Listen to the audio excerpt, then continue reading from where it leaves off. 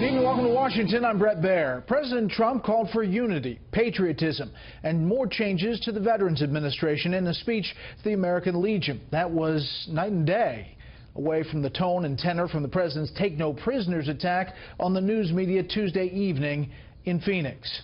President Trump made no mention of that speech during the Veterans event this afternoon in Reno, Nevada. But the echoes of Tuesday night are still reverberating around political Washington and much of the nation. Chief White House correspondent John Roberts starts us off tonight. Good evening, John. Brett, good evening to you. It might be a Tuesday thing. It was a week ago yesterday that the president got into a serious argument with the media at Trump Tower over Charlottesville. Last night, the argument was slightly more one-sided. And today, day two of the president's Western swing, a much more tempered environment. In Reno today, it was a much different President Trump than the one who commanded the podium in Phoenix last night, signing new protections for America's veterans, preaching healing and unity in the wake of the Charlottesville violence. It is time to heal the wounds that divide us and to seek a new unity based on the common values that unite us. We are one people with one home and one great flag.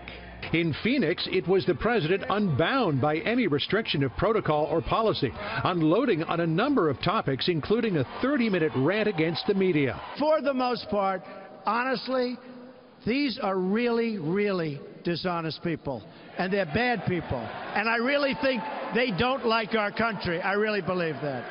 The only people giving a platform to these hate groups is the media itself and the fake news. President Trump also swung back against criticism his response to Charlottesville was not enough. I said everything. I hit him with neo-Nazi. I hit him with everything. I got the white supremacists, the neo-Nazi, I got them all in there. Let's see. Yeah. KKK, we have KKK. I got them all. He warned Democrats against standing in the way of a border wall. Let me be very clear to Democrats in Congress who oppose a border wall and stand in the way of border security. You are putting all of America's safety at risk. He predicted talks to renegotiate NAFTA would likely fail. I think we'll end up probably terminating NAFTA at some point. Okay, probably. And against the protests of Phoenix's Democratic mayor, hinted at a pardon for former Sheriff Joe Arpaio. He should have had a jury, but you know what? I'll make a prediction. I think he's going to be just fine, okay? But I won't do it tonight because I don't want to cause any controversy. The rally was as strident and boisterous as anything in the heat of the election campaign. The crowd ate it up. Phoenix Mayor Greg Stanton gave it 2 thumbs down. He never wanted the president to come in the first place.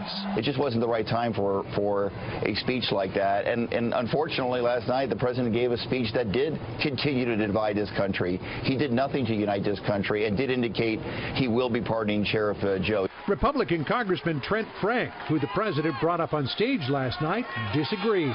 Well, I thought the mayor was posturing in a really tragic way. I thought that was really unfortunate that he would somehow prejudge the president's speech. The president's speech was extremely unifying. The sharpest criticism came from the former director of national intelligence, never a fan of the president, who mused maybe he was trying to find a way out of the job. I really question his ability to, his fitness to be in this office. This behavior and this divisiveness and the complete